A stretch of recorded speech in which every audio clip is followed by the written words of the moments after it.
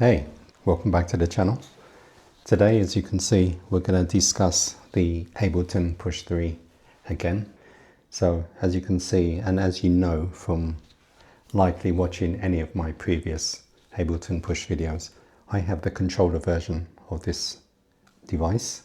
I don't have the standalone, but I would assume 90%, if not more, of what I say applies to the standalone version. Now when it comes to earlier versions of the Ableton Push, like as in the Push 2, and probably not so much the Push 1, I would say maybe 70 to 80% of what I'm saying would logically apply there as well. And in real life, I'm not sure because I don't have a Push 2 anymore. Anyway, moving back to today's topic. As you know, when I'm talking about or giving any tutorials on this amazing device, I like to focus in on a specific area and break it down as best as I can. Right, so with that in mind, my focus point today is to do with browsing and using the plus button. So today we're just going to concentrate on this plus button, okay, and what it means. So backtracking a little bit, you know you have 4 different modes here, which will change operation of what you see on the screen and how your device will work. The mode I have highlighted here, which you probably can't see because of the bright lights, is the device mode. Okay, that concentrates on any devices you currently have loaded to be able to edit them, configure them, delete them, swap them or whatever. Okay, anything to do with devices is what this button does. Anything to do with mixing on any of your tracks is what this button does. Anything to do with editing your MIDI or audio clips is what this button or mode does. And anything to do with arranging scenes, clips or whatever is what this button does. Okay, so it depends on what mode you're in, kind of depends on what this button will do in theory. Okay, so I haven't pre-planned anything, I've just loaded the set. I happen to have my Ableton in the last button I pressed, which is the scene mode, on the screen mode. So if I press the button, let's see what options we have from here. Okay, if I'm going to have to zoom in on this a tiny little bit, but the options we have here are, if you can see, is device, clip, MIDI track, audio track and return track. And just backing up for 1 second, I wish that Ableton made this really clear here, because you have basically, I would say, 3 different main categories of things you can add. You can add a device, you can add a clip, and I would bunch these 3 things into a track. Yes, one's a MIDI track, one's an audio track, and one's a return track. But I wish Ableton would lay this out on the screen so it's a little bit more clear, because that's just splurged into one column. I think they could do better here. Okay, right. Let me press this button again to come back out and go back into the screen mode. Let me go into the clip mode and let me press plus. And it's actually telling me on the screen that I should press plus because there's actually no clips in this particular track. And if you've been watching my previous videos, which track am I currently on here on the screen? That's right, this second track here. Why? Because it's in white. It's not the same, the button underneath the track is not the same color as what's on the screen, which means this track is selected. Okay, so I'm on track number 2. I'm in the clip mode, I'm going to press the plus button. Okay, and again, it gives me the options of adding a device, a clip, and a type of track, whether it's MIDI, an audio, or return track. One thing I didn't notice is that you got this packs button here, but I'm not talking about that today. Let me press the plus button again to go back to my clip view. I'm going to go to the mixer mode and I'm going to press the plus button. You can see we have the same thing here. We can either add a device, a clip, or some type of track. Final one, let's go into device view. I'm going to press the plus button again. And you can see we have the same options. So that's good. So that can help you to know that this button, anytime you press it, doesn't matter what mode you're in, you're going to get these same options. Right, so let me just break this down. Last view I was in is in device view, okay? So let me go back and press plus and break down what this actually means. Okay, so when I press plus, the plus button or the add button, it means I'm adding something, okay? The first one means I'm going to add a device, okay? Remember, I'm on track number 2. Just happen to be on track number 2 in this set. It could be any track that I'm in, okay? I'm going to press add. The top option is device. When I press either the jog dial or the D-pad, middle of the D-pad, I get all of my options in the browser and I can navigate to what type of device I want to add within my collections, or I can go to look at everything that I've got under my license and try to see what type of device I'm going to add. And if you kind of lose track of where you are, if you look in this, the leftmost column, it tells you, it gives you like a history of where you are. You're going to add a device and you're currently looking at in the all, your whole Ableton suite or Ableton packs or whatever you have. This is everything that you're able to add, or the devices you're able to add everywhere. Okay, I'm just going to go back one and I'm going to go up to collections. Okay, so don't forget I still want to add a device and I want to look in my various collections to see what devices I can add there from there. And you can see I've got, in my particular instance, I've got my groups of my collection, so to speak, favorites, chords, kicks, max for live, hip hop, whatever. This is just what I've put together. Okay, so I can look in these various categories for devices. Don't forget devices. Okay, just go back again. So basically this is what you're looking for. You're looking to add a device. Okay, and where are you going to add this device? Whether it's an instrument, whether it's a drum device, as in a drum rack or whatever, where are you going to add this device when you click plus and add it? Let me just come back out.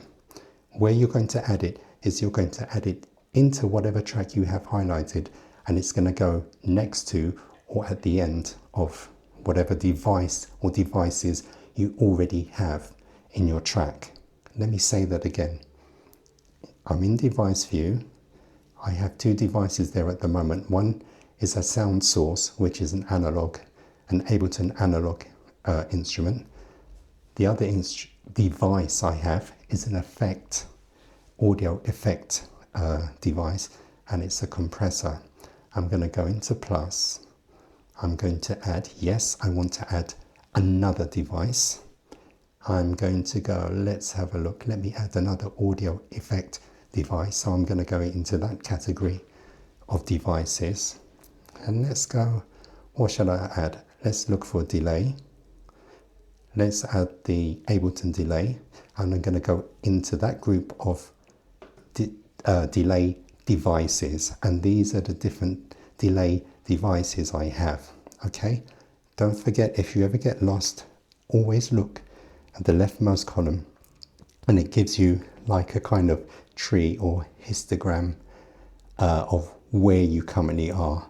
You're adding a device, an audio effect device, and you're in the group of delay devices, and these are the options you have. Okay, so I'm just going to add a default delay and press, let's just do the center of the D-pad, and it's going to load it. And where did it load it? It loaded it after the last device I had highlighted. Okay, and just for information, if you want to move any of these devices around, you can press the button there and move the jog dial to move them wherever you want. Okay, of course that depends on the effect that you have, because I believe MIDI effects need to come first and then audio effects come last in the chain, I believe.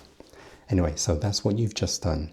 You've just added a device into the current track you had highlighted and added it into the list of devices there. If you didn't have any devices there, it would obviously just be the first one. Okay, so that's the first option. I'm still in devices. I'm still on track 2. I'm going to press the add button again. So this time I want to actually, let's actually step through it. I'm going to add, not a device, because I've already done that. I want to add a clip. And if I go into clip, then I get the various options of clips I can add into this track. Okay, so I think by now you're kind of understanding for the first 2 options what you're doing. You're within a track, you're adding a device, or you're adding a clip within that track. Okay.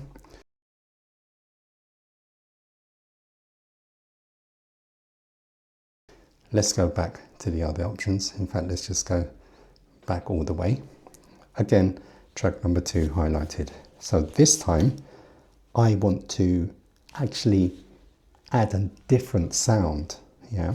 So I know I need to add another track.